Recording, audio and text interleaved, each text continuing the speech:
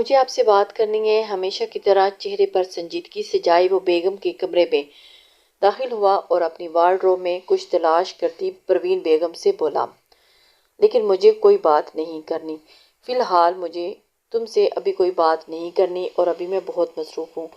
پروین بیگم جانتی تھی کہ اس نے کیا بات کرنی ہے، اس لیے وہ بنا وارڈروب سے سر نکالے بولی تھی۔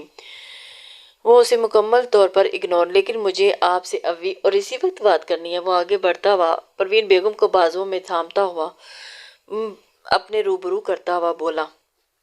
پروین بیگم اس کی طرف دیکھتی رہ گئی۔ پروین بیگم کو عجیب حیرانی نے آ کر لیا۔ آپ نے وہ رنگ اسے کیوں دی؟ آپ نے وہ رنگ آپ کے لیے لایا تھا اور اس پر صرف اور صرف آپ کا حق ہے۔ آپ ابھی میرے ساتھ چلی گئیں اور وہ رنگ واپس لے کر آئیں گی۔ انہیں ایسے ہی وہ سامنے کھڑا کرتا ہوا بول گیا تھا۔ پروین بیگم حق سکسی دیکھتی رہ گئی تھی۔ تمہارا دماغ تو ٹھیک ہے؟ وہ انہیں ایسے بازوں میں تھامتا ہوا دروازے کی جانب بڑھنا لگا۔ کاظم، تمہارا دماغ خراب ہو گیا ہے؟ میں اب وہ رنگ کیسے واپس لا سکتی ہوں؟ وہ ویسے بھی میں نے تمہاری دلہن کے لیے رکھی تھی۔ وہ میرا سب کچھ تمہارا ہی تو ہے۔ وہ بھی انگوٹھی میں نے کسی غیر کو نہیں دی، اپنی پوتی کو دی ہے، اور وہ بھی کچھ حق رکھتی ہے۔ تمہیں ہو کیا گیا ہے؟ اور وہ بھی تمہاری ہونے والی بیوی کو دی ہے۔ اب بس یہ بات یہیں پر ختم کرو اور جا کر کل کی تیاری کرو اور مجھے بھی کرنے دو۔ ابھی کتنے کام باقی ہیں؟ پروین بیگم اپنا بازو اس کی گرفت سے چھڑواتی واپس وارڈروب کی جانب بڑھ گئی تھی اور اپنا کام کرنے لگی۔ کاظم تل ملا کر رہ گیا۔ اسے اندر ہی اندر بہت غصہ آنے لگا۔ میں نہیں جانے دے سکتا، مجھ سے برداشت نہیں ہوتا آپ کی کوئی چیز کوئی اور یوز کرے۔ وہ اسے اپنی جانب بڑھی اور پھر، مجھے نہیں پتا کہ آپ نے اس کو وہ رنگ کیوں دی، میں نہیں برداشت کر سکتا اور آپ کو وہ رنگ میں لے کر ہی رہوں گا۔ کاظم اونچی آواز میں کہتا ہوا کمرے سے نکلتا چلا گیا، جبکہ پیچھے پروین بیگم افسوس سے سر ہلاتی رہ گئی۔ یہ لڑکا ان کی سمجھ سے باہر ہوتا جا رہا تھا۔ کبھی کبھی اتنی بڑی بڑی باتوں پر بھی کوئی رسپانس نہیں دیتا تھا اور کبھی کبھی چھوٹی باتوں پر انتہا کا پوزیسو ہو جاتا تھا، جیسے اب ان کی رنگ کو لے کر ہو گیا تھا۔ ان کو اس طرح کی حالت پہ عجیب سی کوفت ہونے لگ جاتی تھی کہ کاظم ایسا ریئیکٹ کیوں دیتا ہے۔ رات کو ہی کاظم اور امیر کی پھپھو اپنے دونوں بچوں کے ساتھ ان کے ہاں آ گئی تھی۔ ارم بیگم اور ان کا بیٹا معتصم کاظم کی جانب رہ رہے تھے، جبکہ ان کی بیٹی مانور امیرہ کے پاس تھی۔ دونوں ہم عمر ہونے کی وجہ سے بیسٹ فرینڈ تھیں اور اسی لیے دونوں ایک دوسرے کی کمپنی بھی انجوائے کرتی تھیں۔ دونوں گھروں میں نکاح کی تیاری زور و شور سے جاری تھی۔ امیرہ نکاح کا ڈریس شام میں ہی جا کر فائنل کر آئی تھی اور باقی شاپنگ بھی اس کی ہو گئی تھی، اور جو کوئی تھوڑی بہت رہتی تھی اس نے آن لائن کر لی تھی، اور باقی گھر والے اپنی اپنی شاپنگ کرنے لگے تھے۔ بس سب اپنے اپنے کام میں مصروف تھے اور امیرہ اپنے روم میں بیٹھی مانور کو اپنی شاپنگ کی ہوئی چیزیں دکھا رہی تھی، جبکہ ٹیبل پر پڑا اس کا فون رنگ ہوا اور اس نے موبائل دیکھا جہاں پر ان نون کالنگ لکھا آ رہا تھا۔ امیرہ نے نمبر کو دیکھا جو اس کی پہچان سے باہر تھا، اس لیے اگنور کیے دوبارہ نور کے ساتھ مصروف ہو گئی تھی۔ امیرہ نہیں جانتی تھی کہ یہ کال کون کر رہا ہے، لیکن وہ اس ان نون نمبر کی وجہ سے بات نہیں کرنا چاہتی تھی، لیکن اگلا بھی کوئی ڈھیٹ ہی لگا ہوا تھا جو مسلسل کال پہ کال کیے جا رہا تھا۔ اٹھا لو، کیا پتا کسی ضروری بندے کی کال ہو، نور نے شرارت سے کہتے ہوئے آنکھ ونک کی، اور نور نے کاظم کا جو حوالہ دیا تھا، ہم اتنے خوش نصیب کہاں جو ہمارے ہونے والے شوہر ہمیں رات کے اس وقت یاد کریں۔ میرا مسکرا کر کہتی مسلسل بجتے ہوئے فون کی جانب کو یس کیے کان سے لگا گئی تھی۔ امیرہ کے تو کان کی لوئیں تک سرخ ہو پڑی تھی جب دوسری جانب اس کو باہر آؤ اس کے بولنے سے پہلے ہی گسیلی کان کے پردے پھاڑتی ہوئی آواز موبائل میں سے گونجی اور ساتھ ہی کال کاٹ دی گئی۔ میرا تو حیران ہو چکی تھی۔ کیا تھا یہ؟ کیا تھا؟ نور دیکھ کر حیران ہوئی۔ میرا بندہ ایسا ہی ہے، مجال ہے جو سیدھی بات اس نے کبھی سیدھے طریقے سے کی ہو۔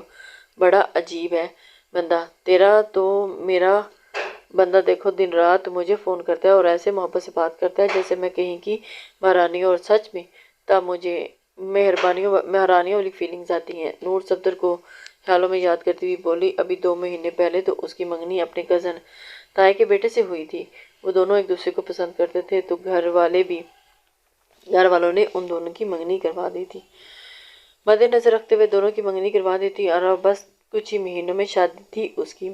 وہ اسے اپنے بارے میں بتا رہی تھی، جبکہ امیرہ یہاں پہ اپنے دل کو ہی کوس رہی تھی جو محبت کی شادی کرنے پہ تلی تھی۔ بس کیا کروں، ایسا ہی بندہ ہے میرا، امیرہ کہتی ہوئی اپنی جگہ سے اٹھی اور بنا دوپٹے کے باہر بھاگی تھی۔ اور اسے کیا کہنا چاہتا تھا رات کے اس پہر وہ اس کی بات سننے کے لیے کمرے سے باہر نکل آئی۔ کیا بات ہے؟ اسے خود بھی تو دیدار یار کر کے اپنی آنکھوں کی پیاس بجھانا تھی، اس لیے فوراً سے باہر لپک آئی۔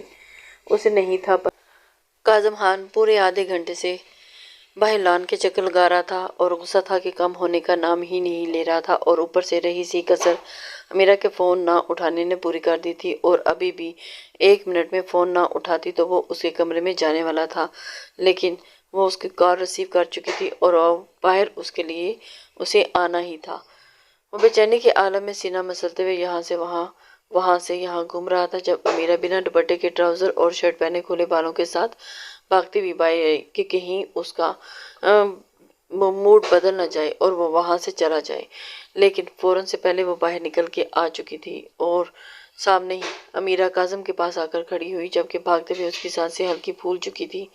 کاظم نے بنا دوپٹے کے اس کے عجیب سے خلیے کو خون اشام آنکھوں سے دیکھا تھا، جبکہ امیرہ محبت بھری نظروں سے اس کی جانب دیکھ رہی تھی۔ آپ کو میرا نمبر، یہ کس خلیے میں باہر آئی ہو تم؟ اس سے پہلے کہ امیرہ اپنی بات مکمل کرتی کاظم نے اپنی بات کاٹی۔ امیرہ نے اپنی سبز کانچ سی آنکھیں بڑی کر کے ایک نظر کاظم کو اور دوسری نظر خود کو دیکھا۔ کیوں؟ کیا مسئلہ ہے میرے خلیے میں؟ اور پھر نائٹ ڈریس ہے، میں یہی پہن کر رات کو سوتی ہوں، بہت کمفرٹیبل ہے، امیرہ خوش ہوتی بھی بولی تھی اور اسے اپنے بارے میں بتا رہی تھی۔ لیکن ایسے کیسے کوئی بندہ باہر آ سکتا ہے؟ تمہیں شرم نہیں آئی؟ میں نے نہیں پوچھا کہ یہ کیا پہن رکھا ہے تم نے، میں یہ پوچھ رہا ہوں کہ یہ کتنا کمفرٹیبل ہے، اور میں نے پوچھا ہے کہ تم ابھی کس خلیے میں باہر آئی ہو، تمہارا دوپٹہ کدھر ہے؟ وہ غصے میں اس پر دھاڑا تھا۔ کیا ہو گیا ہے کاظم؟ رات کو سب ایسے ہی ڈریس پہن کر سوتے ہیں، اور میں نے کون سا عجیب کام کر دیا جو آپ مجھے غصہ کر رہے ہو؟ کون سا کہیں باہر آئی ہوں جو ڈریس چینج کرتی؟ میں تو اپنے ہی گھر کے لان میں ہی تو آئی ہوں۔ کاظم اس کے دیکھ کر ہکلا سا گیا تھا۔ امیرہ کو اس کی سائیکی کی سمجھ ہی نہیں آتی۔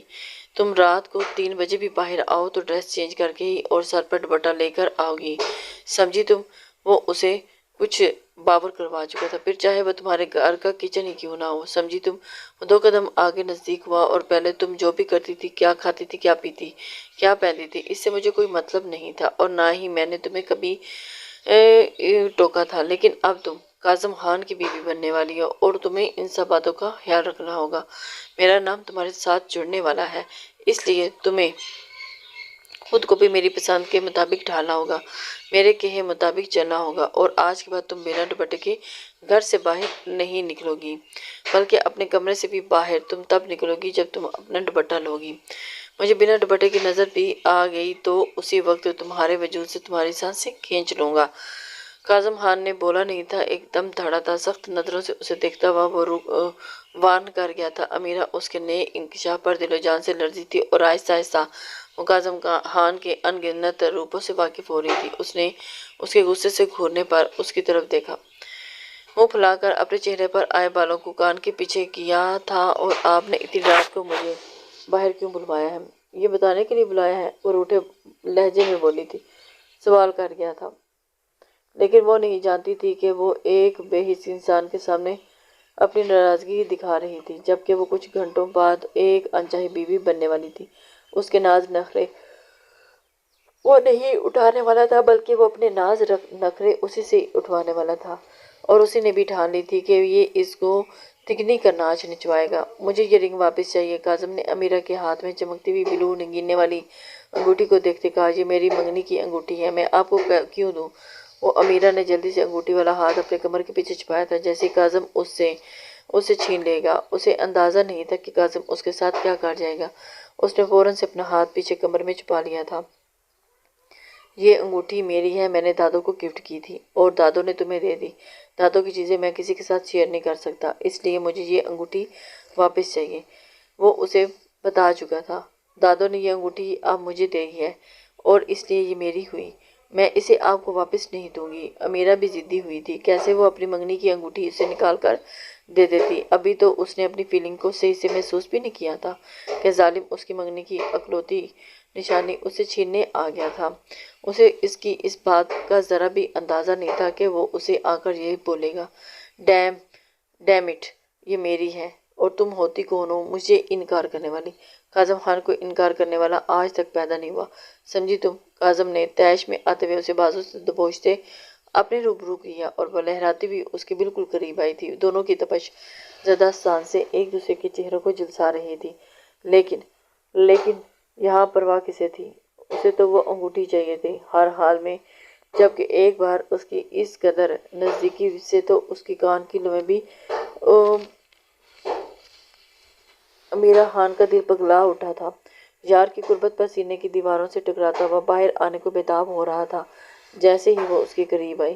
انگوٹھی دو، بازو پر گرفت سخت کرتا ہوا وہ پھر سے نیچی آواز میں گرایا تھا۔ نہیں دوں گی، امیرہ نے اٹل لہجے میں کہتے ہوئے زور سے مٹھی کھینچی تھی، جبکہ کاظم نے اپنے غصے سے سرخ ہوئی ہوئی آنکھیں جلتی ہوئی آنکھوں کو زور سے بند کر دیا اور ایک سرد سانس اس کے چہرے پر چھوڑی تھی، جس کو امیرہ نے فوراً خود میں انہیل کیا تھا۔ وہ تو اس شخص کی ایک ایک سانس کو خود میں سمانا چاہتی تھی کہ جب بھی وہ سانس لے گا کاظم خان کی خوشبو اسے اپنے اندر سانسوں میں محسوس ہوگی، اور وہ یہ پل گنوانا نہیں چاہتی تھی، اس لیے وہ اس کے اتنے قریب ہو کر اس کی سانسیں اپنے اندر محسوس کر رہی تھی۔ دیکھو، میں تمہیں اس انگوٹھی کی قیمت سے دوگنی قیمت دوں گا، تم نہیں خرید لینا، کاظم نے اب کی بار تحمل سے کہا تھا۔ وہ نہیں چاہتا تھا کہ اس کی ہونے والی دلہن شادی سے پہلے اس کے ہاتھوں سے ضائع ہو جائے، اس لیے بہت تحمل سے اس سے بات کرنے کی کوشش کر رہا تھا۔ یہ انگوٹھی دادو نے مجھے بہت دل سے دی ہے، اور جس چیز کی قیمت لگ جائے وہ بکاؤ ہو جاتی ہے، اور جو چیز دل سے دی جائے وہ بہت انمول ہوتی ہے۔ نہ پھر بھلا میں کیسے اس کی قیمت بڑھا دوں؟ وہ اسے جواب دے چکی تھی، اسے بکاؤ بنا دو۔ امیرہ کاظم کی باہوں میں جھولتی ہوئی اس کی سانسوں میں دیکھتی ہوئی بولی۔ دونوں کی نظریں ایک دوسرے میں الجھی ہوئی تھیں۔ کچھ پل ایک دوسرے کو دیکھنے میں گزر گئے کہ لمحوں میں کاظم خان ان طلسماتی لمحوں سے باہر نکلا تھا اور اسے خود سے دور پھینکا تھا۔ آئندہ مجھے دوپٹے کے بغیر نظر نہ آؤ، دفعہ ہو جاؤ اپنے روم میں، کاظم دبی دبی آواز میں گرایا تھا۔ امیرہ لمحے کی تاخیر کیے بغیر وہاں سے اپنے پورشن کی جانب بھاگی تھی۔ امیرہ کو تو اندازہ ہی نہیں تھا، اس کی پشت کو اندر کی جانب غائب ہوتا دیکھ کر کاظم نے اپنے ماتھے پر بکھرے ہوئے بال ہاتھ سے پھیرے تھے، بالوں پر ہاتھ پھیرا اور اپنی بڑی ہوئی داڑھی کو کھجانے لگا۔ کیا کروں اس لڑکی کا؟ اس لڑکی نے تو میرا دماغ پاگل کر کے رکھ دیا ہے۔ کہاں وہ اسے ٹارچر کرنے کے لیے اس کے نزدیک جاتا تھا اور کہاں وہ خود ہی ٹارچر ہو جاتا تھا۔ اس کے بازوؤں کی ملائم جلد اسے ابھی بھی اپنے سخت ہاتھوں میں محسوس ہو رہی تھی۔ وہ اسی کے سحر میں اپنے آپ کو قید پا رہا تھا۔ جذبات کی رو میں بہتے ہوئے کاظم نے وہی ہاتھ اپنے ناک کے قریب کیا اور ہاتھ سے آتی امیرہ کی وجود کی خوشبو کو سانسوں کے ذریعے اپنے وجود میں اتارا تھا۔ کئی لمحوں تک وہ ایسے ہی کھڑا رہا اور ایک بار پھر اس کی ماں کا مسکراتا ہوا مکروہ چہرہ اس کی آنکھوں کے سامنے لہرایا تھا اور کاظم خان نے فٹ سے اپنی آنکھیں کھولی اور اپنے ہاتھ کو غصے سے گھورا اور پھر پوری طاقت لگاتے ہاتھ کو مکہ بناتے اسے سائڈ کی دیوار پر زور سے دے مارا اور اس کی ہاتھ کی پشت لہو لہان ہو گئی تھی۔ اس کی ماں کا مکروہ چہرہ اس کے لیے اتنا بھیانک ناک تھا کہ وہ کسی کو بھی اس شکل میں دیکھ نہیں سکتا تھا۔ ایک بار نہیں کئی بار اس نے اپنا ہاتھ دیوار پر دے مارا تھا اور ہاتھ سے خون پانی کی طرح بہنے لگا تھا، اور لیکن یہاں پرواہ کسے تھی؟ اور اس کا بس تو چلتا تو اپنے ہاتھ اپنے وجود سے ہی الگ کر دیتا اور اپنا سارا غصہ وہ دیوار پر نکالتا اور اپنے کمرے کی جانب بڑھا تھا۔ وہ امیرہ کو سب لوگ زور و شور سے نکاح کی تیاریوں میں لگے ہوئے تھے۔ نکاح کا وقت شام کو تھا، جس کا انتظام ہوٹل کے بجائے ہان ولا کے بڑے سے لان میں کیا گیا تھا۔ سب لوگ بڑے ذوق شوق سے تیار ہو رہے تھے اور پورے لان کو وائٹ پردوں اور وائٹ پھولوں سے سجایا گیا تھا اور لان کے بیچوں بیچ نکاح کا سٹیج بنایا گیا تھا۔ ہاف سٹیج کے درمیان وائٹ ہی پھولوں کی دیوار بنائی گئی تھی اور دولہن دولہے کے لیے نکاح سے پہلے ایک دوسرے کو نہ دیکھ سکیں۔ سٹیج کے ارد گرد گول شیپ میں مہمانوں کے لیے وائٹ ہی ٹیبل لگائے گئے تھے۔ ہان ولا کے مین گیٹ سے لے کر لان تک ریڈ کارپٹ بچھایا گیا تھا اور ان کی سائڈ پر بڑے بڑے وائٹ پلر لگا کر انہیں وائٹ پھولوں سے سجایا گیا تھا، جو راہداری کو بھی اور خوبصورت بنا رہے تھے۔ پورا ماحول بہت ہی رومانٹک تھا۔ نکاح میں صرف قریبی رشتے دار ہی مدعو کیے گئے تھے، باقی سب کو شادی پہ بلایا گیا تھا۔ دونوں پورشن میں افراتفری مچی ہوئی تھی۔ یہ ساری سجاوٹ معتصم خان نے کروائی تھی۔ وہ خود سرمغرور شہزادہ پوری دنیا میں بس دو لوگوں کی بات مانتا تھا، ایک جس کی قوم قدموں تلے اس کی جنت تھی اور دوسری اپنی نانا کی۔ ابھی بھی یہ سب اس نے سکندر صاحب کے کہنے پر کیا تھا، اور معتصم خان جو کہ ہر کام میں پرفیکٹ تھا، اسے اس کام کو بھی پرفیکٹ طریقے سے انجام دینا تھا۔ ایک نظر اپنے کمرے کی بلکونی سے نیچے لان کی جانب دیکھتا وہ اپنے پاس واپس اپنے کمرے میں آیا تھا، اور اسے اس بات کا اندازہ ہی نہیں تھا جہاں کاظم خان صوفے پر بیٹھا اس کی چھوڑی ہوئی محبوبہ کو اپنے منہ سے لگا کر بیٹھا تھا۔ معتصم خان کام میں پرفیکٹ تھا، اور لیکن کہتے ہیں نا کہ ہر انسان کتنا بھی پرفیکٹ کیوں نہ ہو، چاہے اس میں کوئی نہ کوئی خامی ضرور ہوتی ہے، اور معتصم خان بھی ایک خامی پائی جاتی تھی۔ وہ بھی سگریٹوں کا دیوانہ تھا، اور یہ عادت اپنے پورے 15 سال کی عمر میں لگی تھی، اور اپنے فرینڈز کے ساتھ شوق میں یہ پینا شروع کیا تھا، اور شوق کب عادت بن گئی تھی یہ تو اسے بھی نہیں پتا تھا، لیکن یہ عادت اس کا جنون بن گئی تھی۔ وہ لمحوں میں کہیں سگریٹ پی جاتا تھا اور سامنے والا اسے دیکھتے ہی رہ جاتا۔ اس کی اس عادت سے بس گھر والے ہی واقف تھے، یہ ایسے لوگ جو اس کے زیادہ قریب تھے۔ The great businessman Mutasim Balach Khan, جو جلد ہی سیاست کی دنیا میں قدم رکھنے والا تھا، جس کی دیوانی پوری دنیا تھی، اور جن میں زیادہ تر تعداد لڑکیوں کی تھی، اور ان کو اپنے پاؤں میں ڈھیر کرتا ہوا وہ آگے کی جانب بڑھ جاتا تھا۔ ویسے اس میں کوئی خاص بات ہے تو نہیں تھی جو ہر وقت اسے منہ میں دبائی رکھتا ہے۔ کاظم نے دھواں ہوا میں چھوڑتے ہوئے سامنے کھڑے سگریٹ سلگاتے معتصم کو دیکھا تھا۔ 6 فٹ سے نکلتا قد، بھوری آنکھیں اور بھورے براؤن بال جو ہر وقت سلیقے سے سیٹ رہتے، اور سگریٹ کثرت سے پینے سے جامنی ہوئے لب، سفید رنگت، کثرتی مضبوط وجود، پھولے بازو، جم کر کے اس نے اپنی باڈی اس قدر بنائی ہوئی تھی کہ جیسے WWF کا کوئی کھلاڑی ہو۔ وہ اس کی طرف جانب بڑھتے ہوئے اسے اپنی طرف متوجہ کر گیا تھا۔ بات اب عام خاص کی رہی بھی نہیں تھی، بات جنون کی ہے۔ مجھے ان سے جنون ہے، اور ان کے بغیر مجھے اپنا آپ ادھورا سا لگتا ہے۔ معتصم اس کے ساتھ صوفے پر بیٹھتا، دھواں ناک سے منہ میں نکالتا ہوا بولا تھا۔ جہاں پہ کاظم سگریٹ نہیں پیتا تھا، بس کبھی کبھار وہ اور معتصم جب اکٹھے ہوتے تو کاظم اس کے ساتھ 1-2 پی لیتا تھا، ورنہ اسے اتنی طلب بھی نہیں تھی اس کی، اور نہ ہی وہ اتنا شوقین تھا سگریٹ کا۔ ویسے کبھی بھی شادی نہ کرنے کا قسم کھانے والا آج اچانک سے شادی کیسے کرنے جا رہا ہے؟ کہیں محبت تو نہیں ہوگی؟ معتصم کہتا ہوا مسکرایا تھا۔ محبت؟ نو بڑی محبت نہیں، ایک گہرا کش بھرا محبت جیسا لفظ میری ڈکشنری میں تو نہیں ہے۔ یہ تو بیوٹی کوئن کے کرم نوازی ہے، ورنہ تو جانتا ہے مجھے عورت ذات سے نفرت ہے۔ یہ کبھی کسی کی سگی نہیں ہوتی، جہاں اپنا منافع دیکھتی ہے وہاں بھاگ جاتی ہے۔ کاظم کا لہجہ ہتک آمیز تھا۔ میں نہیں مانتا سب عورتیں ایک جیسی ہوتی ہیں، عورت ایک بہت قابل احترام ہستی ہے۔ یوں ہی تو نہیں اللہ تعالیٰ نے عورتوں کے پاؤں کے تلے جنت رکھی۔ معتصم سگریٹ کا دھواں چھوڑتے ہوئے اسے اور جلی ہوئی سگریٹ ایش ٹرے میں مسلتا ہوا بولا تھا۔ کاظم خان معتصم کی باتوں سنتے ہوئے اس کی باتوں میں کھو سا گیا تھا۔ تیرا اور میرا تجربہ بہت الگ ہے۔ تو عورتوں کو ویسے جج کرتا ہے جیسے تم نے انہیں بچپن سے دیکھا ہے، اور میں بچپن میں جیسا گزرا ہے اور جو کچھ دیکھا ہے میرے تجربے سے تو میں نے آج تک یہی پایا کہ پیسہ ایک عورت کی سب سے بڑی کمزوری ہے جس کے لیے وہ کچھ بھی کر سکتے ہیں۔ اب میری ماں کو ہی دیکھ لو، اس نے پیسے کی وجہ سے جسم فروشی کرتی آ رہی ہے۔ کاظم کہتا طنزیہ مسکرایا تھا، اور اس کی آنکھیں حد درجہ سرخ ہوئی تھیں۔ اس کو اس طرح کا درد اس کے سینے کے اندر چھپا ہوا تھا، جبکہ دماغ کی رگیں غصہ کنٹرول کرنے کی وجہ سے ابری ہوئی تھی۔ اسے تو اس بات کا اندازہ ہی نہیں تھا کہ کاظم خان اندر سے کتنا ہارٹ تھا۔ سنا ہے آج کل کسی فلم کی شوٹنگ کر رہی ہیں مس لیلا، بہت چرچوں میں ہے۔ معتصم خان دوسرا سگریٹ لبوں میں دبائے سلگاتے ہوئے بولا تھا۔ انسان جتنا بھی آسمان میں اڑ لے، واپسی کا ٹھکانہ اس کا زمین ہی ہوتی ہے، اور بہت جلد وہ آسمان سے زمین میں آنے والی ہیں۔ بس وہ کرو جیسا میں نے کہا۔ کاظم کہتا اپنی جگہ سے کھڑا ہوا تھا، اور اسے ہر بات کی تنبیہ کر چکا تھا اور اسے سمجھا چکا تھا۔ تم فکر نہ کرو، میری ٹیم تمہارا کام کر رہی ہے، بہت جلد خوشخبری سننے کو ملے گی۔ معتصم کہتا اپنی جگہ سے کھڑا ہوا تھا، اور پھر دونوں ایک ساتھ کمرے سے باہر نکلے تھے۔ باہر نکلتے ہی وہ باہر لان میں پہنچے تھے جب سب مہمان آ چکے تھے اور انگلینڈ سے امیرہ کی مامی اور اس کی کزنز بھی آئی تھیں، جبکہ اس کے ماموں اور اس کا کزن کام کے سلسلے کی وجہ سے اس کی شادی میں نہیں آ پائے تھے۔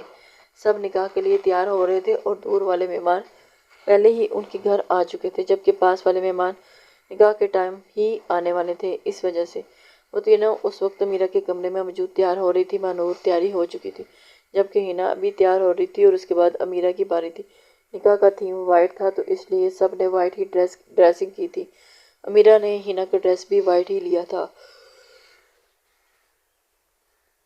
مہنور وائٹ لانگ فراک پیروں تک آتی پہنے جس پر فل گولڈن کٹ ورک کا کام ہوا تھا، بالوں کو اسٹریٹ کر کے درمیان میں سے مانگ نکالے، اس پر بڑی بندیاں لگائی، بہت پیاری لگ رہی تھی اور وہ ہر ایک کو مان دے رہی تھی۔ گلے میں چھوٹا سا نیکلس اور کانوں میں اس کے ساتھ ہی کے ٹاپس پہنے ہوئے تھے، ہاتھوں میں گجرے پہنتی ہوئی، ہیل پہنتی، وہ بالکل تیار تھی اور اپنی فل لک کو ایک بار آئینے میں دیکھتی اس نے بیڈ پر بیٹھی امیرہ کی جانب دیکھا تھا جس نے شہادت کی انگلی اور انگوٹھا ملاتے اسے اچھی لگنے کا سائن دیا تھا۔ کچھ دیر کے بعد ہنا بھی تیار ہو چکی تھی، وائٹ کام ہوا شرارہ پہنے، اس کے اوپر وائٹ ہی شارٹ فل کام کی فراک پہنے بہت ہی خوبصورت لگ رہی تھی اور بالوں کو اسٹریٹ کر کے پارلر والی نے اس کو بھی بہت اچھے سے تیار کیا تھا اور اس کے درمیان سے مانگ نکالتے پیچھے جوڑا بنایا تھا جس سے اس کی لک اس ڈریس میں اور بھی نکھر گئی تھی۔ چہرے پر میک اپ کیے وہ کوئی آسمان سے اتری ہوئی پری لگ رہی تھی۔ نیلی آنکھوں پر میک اپ کیا گیا اور اس کی آنکھوں کو غضبناک حد تک خوبصورت بنایا گیا تھا اور اس کے پھولے گالوں پر لگا بلش اسے اور بھی خوبصورت بنا گیا تھا، خوبصورتی میں اضافہ کر گیا تھا۔ لبوں پر لگی لائٹ پنک کلر کی لپسٹک بالوں کو قیامت خیز بنا گئی تھی۔ بیوٹیشین نے اپنے ہاتھ کی صفائی دکھائی تھی۔ میں کیسی لگ رہی ہوں؟ اتنے بھاری ڈریس کو دونوں ہاتھوں میں تھامتی وہ گول گول گھومتی وہ پوچھنے لگی تھی اور وہ دونوں اس کی تعریف کیے بنا نہیں رہ سکی۔ اس نے زندگی میں پہلی بار اتنا ہیوی ڈریس پہنا تھا۔ حبیبہ بیگم نے اسے اتنا ہیوی ڈریس پہننے سے منع بھی کیا تھا لیکن اس نے یہ کہہ کر انہیں خاموش کروا دیا کہ اس کا دل ہے کہ اسے پہننے کا اسے پاکستانی ڈریس بہت پسند تھے لیکن وہاں کوئی ایسے فنکشن ہی نہیں ہوتے جہاں وہ ایسے ڈریس پہنتی اور اب جب موقع ملا تھا تو وہ کیوں اپنے دل کی خواہش پوری نہ کرتی۔ اسی وجہ سے اس نے وہ ہیوی ڈریس پہنا تھا۔ ماشاءاللہ بہت پیاری لگ رہی ہوں، اللہ نظر بد سے بچائے تم دونوں کو، امیرہ نے ایک ساتھ کھڑی دونوں کو دیکھتے ہوئے کہا جو لگ ہی اتنی پیاری لگ رہی تھی۔ اب امیرہ کی تیار ہونے کی باری تھی۔ امیرہ تیار ہونے چیئر پر بیٹھی تھی جب تک نور اور ہنا باقی کی تیاری کرنے لگی۔ ہنا کا ڈریس بہت بھاری تھا اور اس کا دوپٹہ تو اس سے بھی زیادہ بھاری تھا جسے اگر وہ رکھ لیتی تو شاید چل بھی نہیں پاتی، اس لیے اس نے دوپٹہ نہیں لیا۔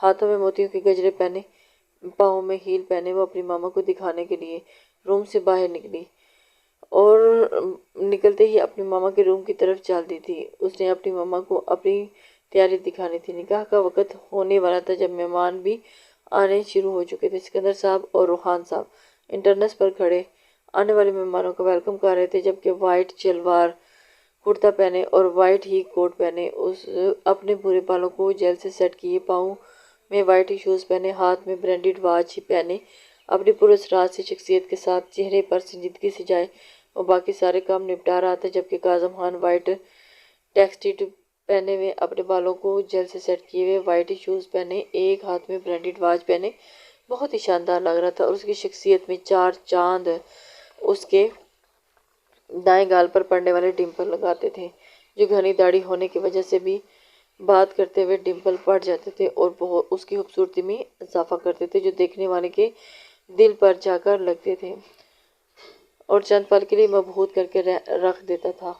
اس کی خوبصورتی انہی ڈمپلز کی وجہ سے بہت زیادہ تھی۔ نکاح کا وقت ہو گیا تھا اور سب مہمان اور مولوی بھی آ چکا تھا۔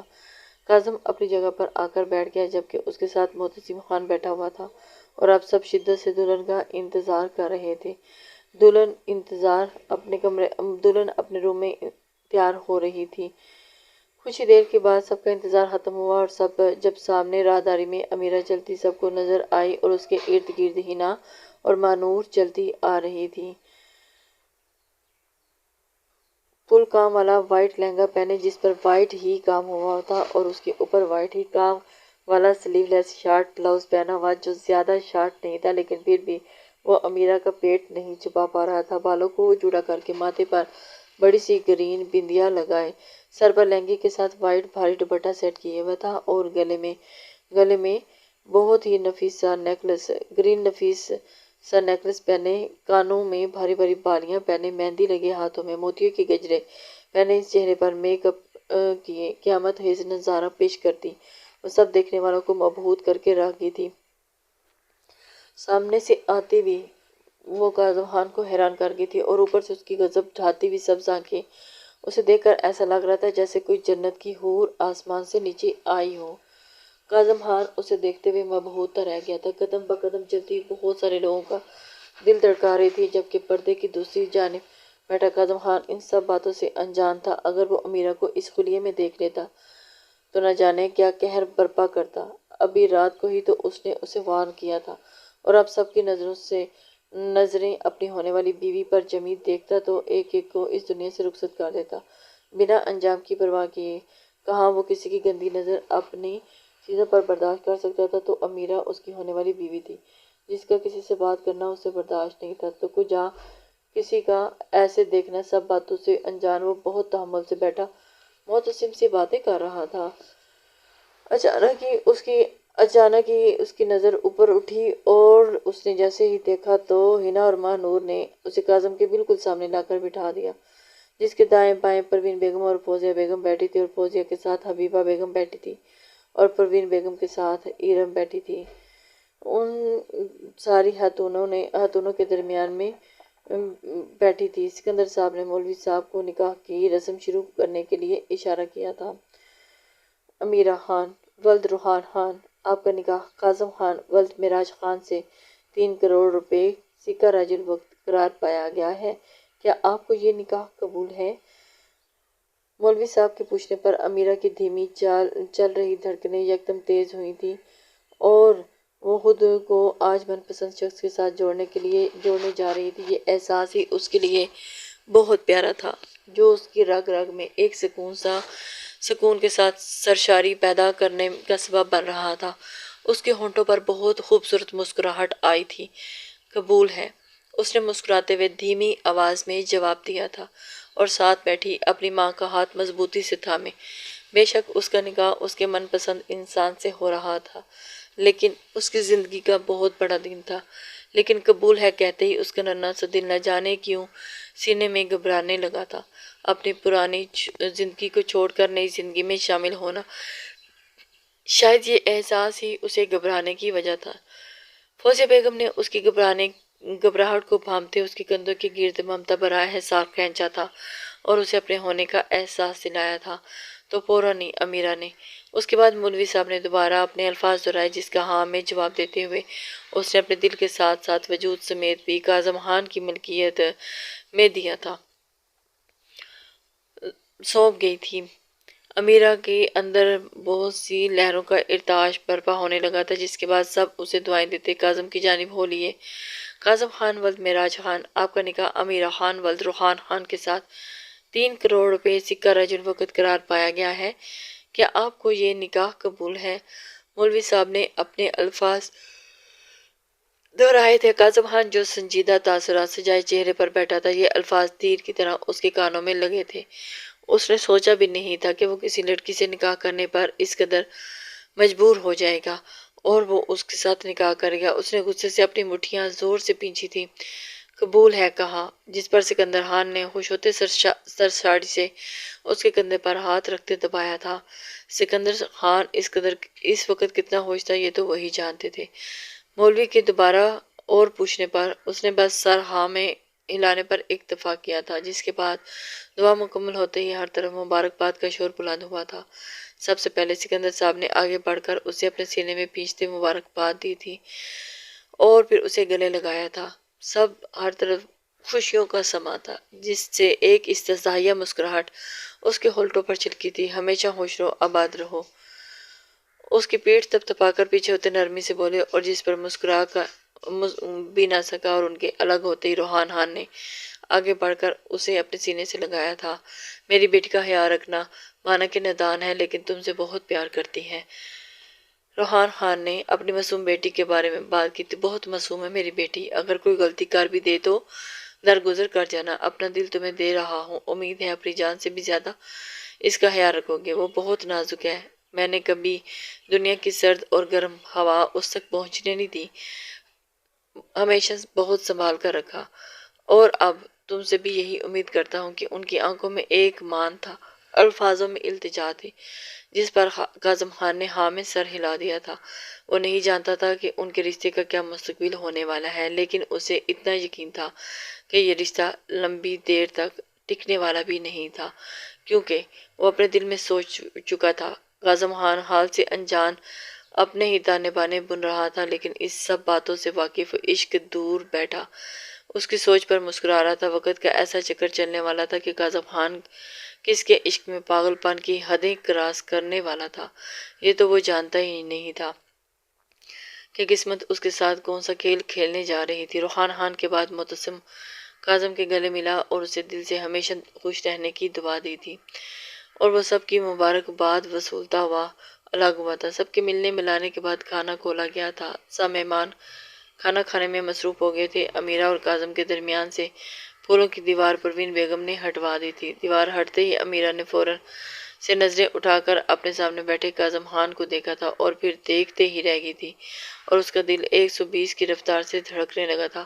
کاظم جو معتصم سے محو گفتگو تھا، اپنے اوپر کسی کی نظروں کی تپش محسوس کرتا ہوا نظروں کے تعاقب میں دیکھنے لگا تھا، دیکھا ہی تھا اور بس دیکھتا ہی چلا گیا۔ دونوں کی نظریں ایک دوسرے سے ملی تھی اور اس کا چہرہ گلاب کی طرح کھلا ہوا تھا، جبکہ مخالف سمت ایک دم سپاٹ تھا، ہر احساس سے عاری۔ امیرہ کا چاند کا چمکتا حسن کچھ پل کے لیے کاظم خان کو مبہوت کر گیا تھا، لیکن نظریں ہی اس کے چہرے سے ہوتی جب اس کے وجود پر پڑی تو اس کا برہنہ پیٹ اور بازو دیکھ کر اس کے ماتھے پر لاتعداد پل پڑے، جسے اس کی جانب دیکھتی امیرہ نے بھی نوٹ کیا تھا۔ کاظم نے امیرہ کی جانب دیکھتے آس پاس دیکھا اور لان پورا مردوں اور عورتوں سے بھرا پڑا تھا۔ مردوں کو دیکھ کر کاظم کی آنکھیں حد درجہ سرخ ہوئی اور اس کا غصہ، سویا ہوا غصہ ایک بار پھر سے عود آیا۔ نہ جانے کتنے ہی مردوں نے اسے دیکھا ہوگا اور کن نظروں سے دیکھا ہوگا، یہ سوچ ہی کاظم خان کو پاگل کر رہی تھی، اور اس کا دماغ غصے سے سرخ ہو چکا تھا اور گردن کی ہری رگیں اوپر کر واضح ہو چکی تھی، جبکہ امیرہ اسے انسان سے مونسٹر بنتے دیکھ کر حیران تھی۔ اس کی جانب دیکھنے سے پہلے تو بالکل ٹھیک تھا، پھر اچانک سے اسے کیا ہو گیا تھا؟ وہ دل ہی دل میں سوچنے لگی تھی۔ کاظم خان پاس بیٹھے معتصم کے کان میں کچھ کہتا وہاں سے نکلتا چلا گیا، جبکہ امیرہ نے دور تک اس کی پشت کو دیکھا تھا اور کاظم کے جاتے ہی اس کا موڈ آف ہوا تھا، جبکہ معتصم اس کے کہے پر عمل کرتا ہوا ویٹر کو اپنے پاس آنے کا اشارہ کیا اور اسے کچھ سمجھاتے ہوئے اس کی جیب سے کچھ نوٹ ڈالے تھے اور اس کا کاندھا تھپتھپاتا ہوا وہاں سے چلا گیا تھا۔ پروین بیگم امیرہ کو اپنے جاننے والوں سے ملا رہی تھی کہ اچانک ویٹر امیرہ سے ٹکرایا اور کے ٹرے میں پڑے کولڈ ڈرنک کے گلاس سارے امیرہ کی ڈریس پر گرے تھے، جبکہ اپنی ڈریس گندی ہوتی دیکھ کر امیرہ کا حیرت سے منہ کھلا۔ "I am so sorry ma'am, وہ غلطی سے ہو گیا۔" ویٹر اپنا کام کر کے مسکرایا تھا اور امیرہ کا چہرہ دیکھ کر معصوم بننے کی ایکٹنگ کرتا بولا تھا، "میری اتنی اچھی ڈریس تم نے خراب کر دی۔" امیرہ رونے والی ہوئی تھی، کتنی محنت سے اس نے یہ ڈریس ڈھونڈی تھی۔ "سو سوری میم، میں نے جان بوجھ کر نہیں کیا، تمہارے سوری کہنے سے یہ ٹھیک ہو جائے گی۔" "سو سوری میم، اچھا تم جاؤ، اور وہ اسے اپنا اور دھیان سے اپنا کام کرو۔" پروین بیگم نے ویٹر کو وہاں سے بھیجا تھا۔ "دادو، میری ڈریس۔" امیرہ منہ پھلا کر بولی جیسے ابھی رو دے گی۔ "نہ میری بچی، نہ رو، کچھ نہیں ہوگا، جاؤ اندر جا کر جلدی سے صاف کر لو۔" پروین نے اسے پچکارتے ہوئے کہا اور مانور کو آواز دی کہ اسے اندر لے جاؤ، جلدی سے یہ صاف کر کے آئے۔ جسے کہہ کے وہ آتی دونوں معتصم جو فون سننے اندر آیا تھا، حال سے گزرتے ہوئے اس کی نظر کچن میں پڑی، جہاں کوئی لڑکی سٹول پر چڑھی اوپر کیبن میں کچھ تلاشنے کی کوشش کر رہی تھی، اور وہ نہیں جانتی تھی کہ پیچھے معتصم کھڑا ہے۔ معتصم اگنور کرتا آگے بڑھنے ہی لگا تھا کہ نیچے سے سٹول کو ہلتے دیکھ کر اس لڑکی کو وارن کرنے کے لیے کچن کی جانب بڑھا تھا، اور اسے ابھی وہ اس لڑکی سے کچھ بولتا کہ سٹول پر چڑھی ہنا کا پاؤں مڑا، اور اس سے پہلے کہ وہ نیچے فرش کی نظر ہوتی، معتصم نے آگے بڑھتے اسے اپنی گود میں اٹھا لیا تھا۔ "اوہ I am so sorry."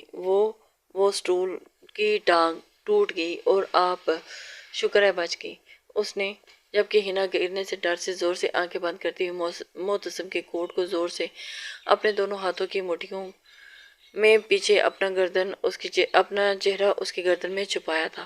Mutasim تو اس کو دیکھتے ہی رہ گیا، جبکہ معتصم اپنی گردن پر سانسوں کی تپش محسوس کرتا ہوا ساکت ہوا اور خود کو محفوظ حصار میں محسوس کیے۔ ہنا نے آہستہ سے اپنی آنکھیں کھولی تو سر معتصم کی گردن سے باہر نکال کر اس نے معتصم کی جانب دیکھا تھا۔ وہ ایک دم سے حیران ہوئی، اسے اندازہ ہی نہیں تھا کہ وہ کیا کر گزری ہے۔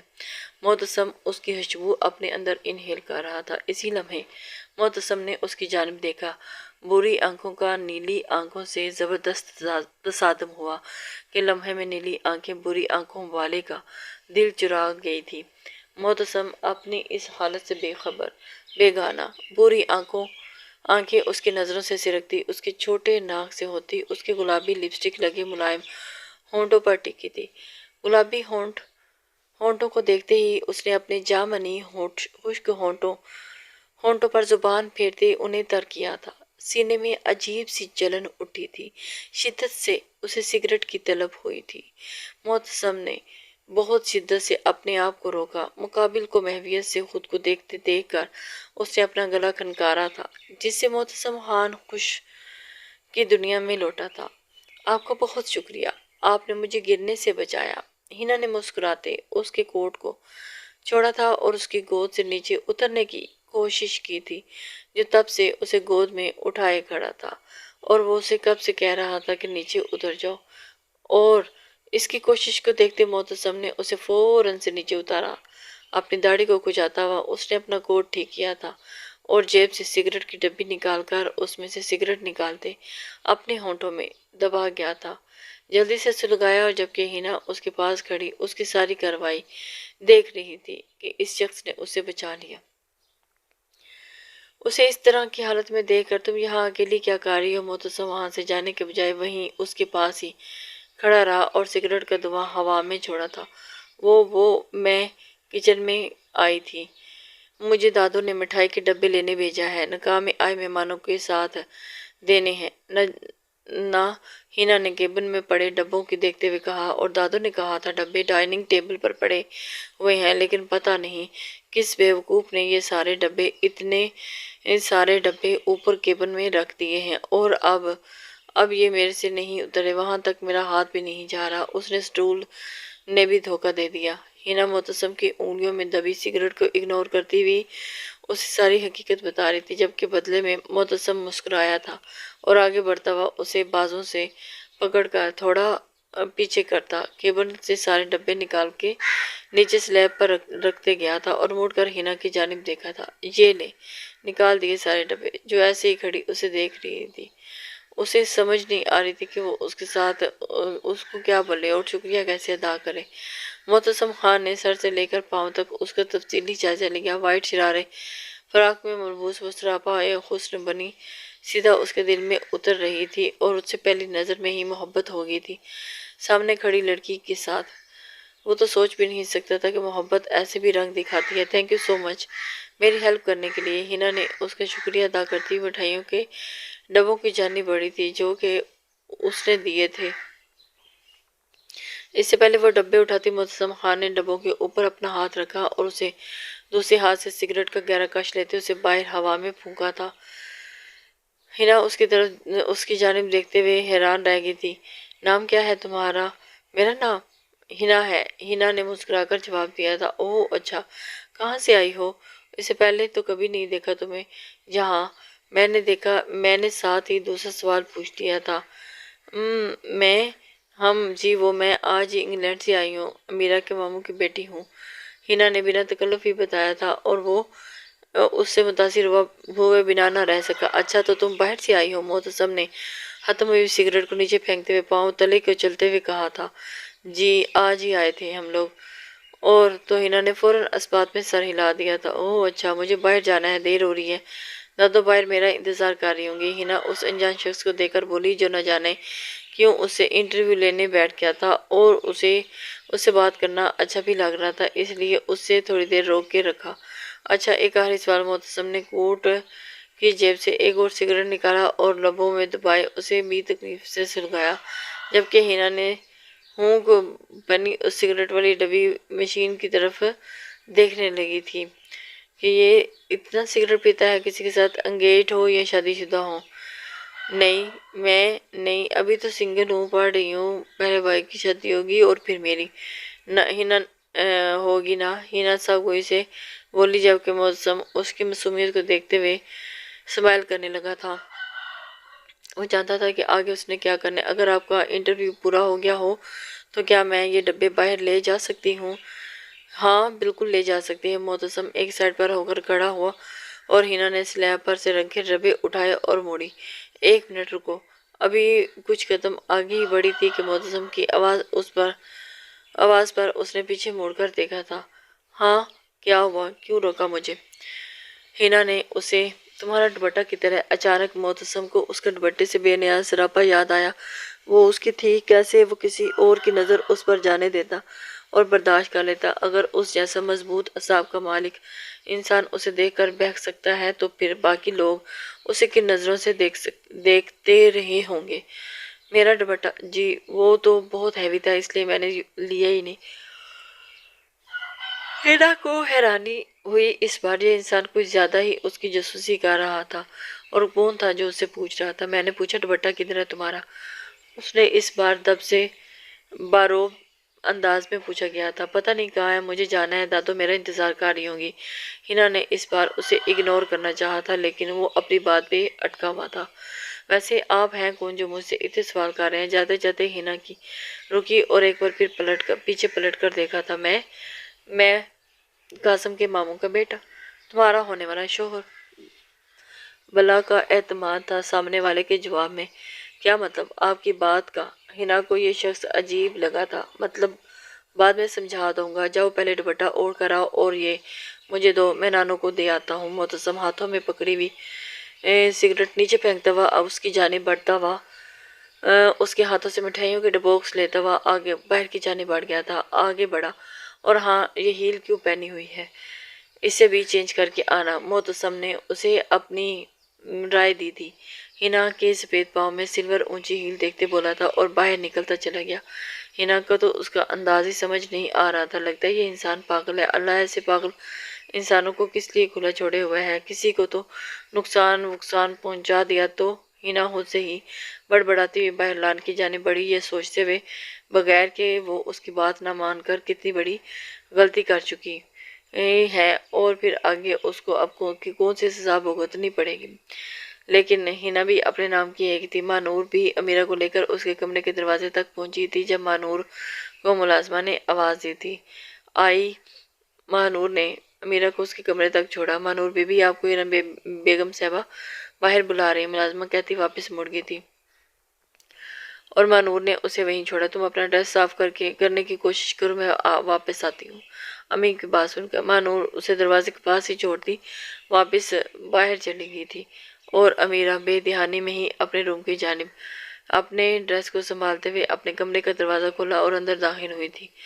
امیرہ کو تو سمجھ نہیں آئی کہ اس کے ساتھ یہ کیا گیم چل رہی ہے۔ جیسے ہی امیرہ اپنے کمرے میں داخل ہوئی، کمرے کا حال دیکھا اور اس کا سر گھما۔ پورا کمرہ بکھرا پڑا تھا، جیسے یہاں جنگ عظیم لڑ گئی ہو اور ایک چیز بھی اپنی جگہ پر سلامت موجود نہیں تھی۔ سب فرش کی نظر ہو چکی تھی۔ اسے یہ سب دیکھ کر ایک دم سے اس کا پارا ہائی ہوا۔ یہ دیکھ کر حیرانگی بھی ہوئی کہ یہ کس نے کیا؟ اپنی بے قدری پر رو رہی تھی۔ یا اللہ یہ سب کس نے کیا؟ اور امیرہ کی نظر اپنے کھلے وارڈروب میں پڑی جہاں اس کا ایک بھی سوٹ سلامت نہیں تھا اور اس کے ڈریس ٹکڑوں میں نیچے فرش پر پڑے تھے۔ سب اس کے فیورٹ ڈریس تھے جو اس نے کچھ دن پہلے ہی خریدے تھے اور اب ان کی ایسی حالت دیکھ کر وہ ایک دم سے بوکھلا کے رہ گئی تھی۔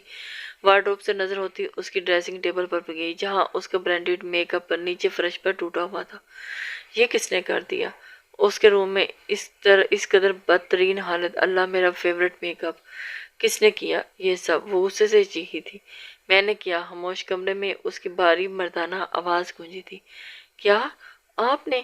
وہ جو کب سے کمرے کی کھڑکی کے پاس کھڑا اسی کو دیکھ رہا تھا اونچی آواز میں بولا تھا۔ کیوں؟ وہ ایک دم سے حیران ہوئی۔ امیرہ نے نظریں اٹھا کر کھڑکی کے پاس کھڑے کاظم خان کو دیکھا تھا جو نکاز والے حلیے سے یکسر مختلف لگ رہا تھا، اور اس کا کوٹ سامنے ٹو سیٹر صوفے پر پڑا ہوا، وائٹ شرٹ کے کف کونے تک فوڑ تھے، اور اس کی طرف حیرانگی سے دیکھ رہا تھا، جس سے اس کی بازوں کی ابری رگیں گرین صاف دکھ رہی تھی۔ گریبان کھولا ہوا تھا، جس سے اس کا کثرتی سینہ صاف واضح ہوا تھا۔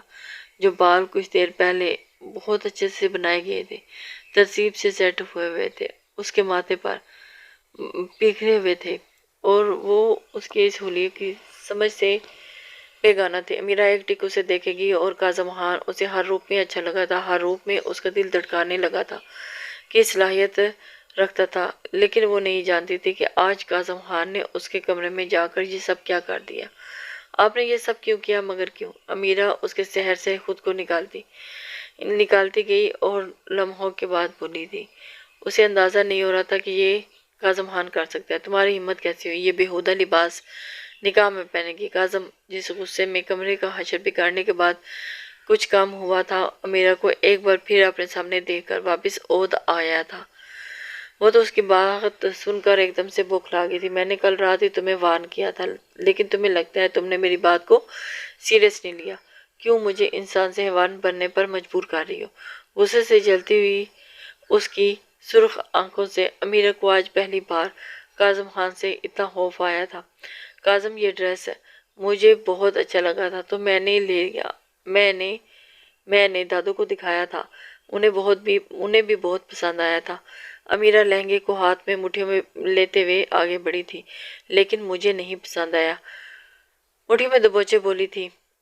اسے تو ڈریس بہت پسند آیا تھا، بالکل ویسا ہی تھا جیسے اس نے اپنے نکاح پہ پہنا ہوا سوچا تھا، لیکن وہ بالکل ویسا نہیں تھا جیسا میں چاہتا تھا۔ شوہر کون ہے تمہارا؟ کاظم اس کی بات پر پچوکے کھاتا ہوا غصے سے اس کی جانب بڑھا تھا، اور اسے گلے سے پکڑتا ہوا اسے ڈریسنگ ٹیبل کے ساتھ زور سے پن کیا تھا۔ امیرہ کی سبز آنکھیں باہر ہوئی تھی۔